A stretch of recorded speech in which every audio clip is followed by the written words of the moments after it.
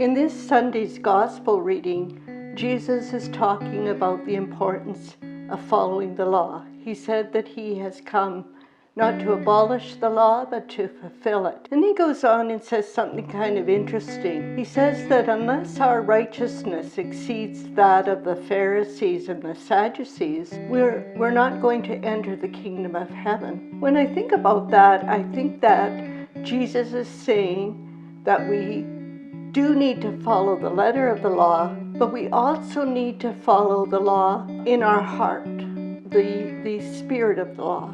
He goes on to say that we should never approach the altar of God when we have a disagreement with someone, that we should go and take care of that and then come back with our offering. And that reminded me of the visit we made recently to a local church. Yes, I remember that.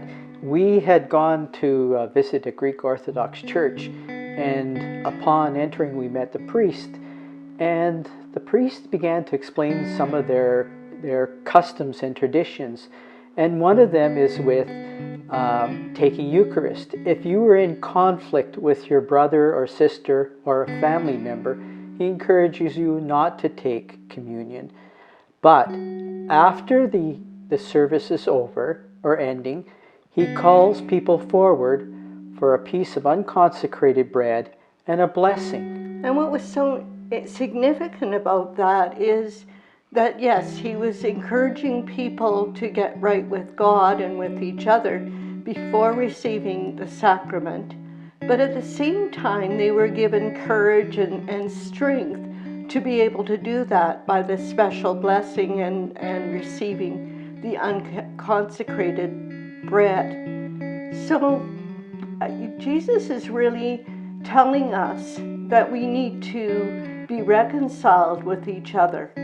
We need to be aware of any part of our life that is leading us to sin. He talks about getting rid of the eye or the hand when it causes us to sin. So I believe what Jesus is telling us, that we need to have a careful examination of our conscience and be in right relationship with God and each other in order to really demonstrate the spirit of the law.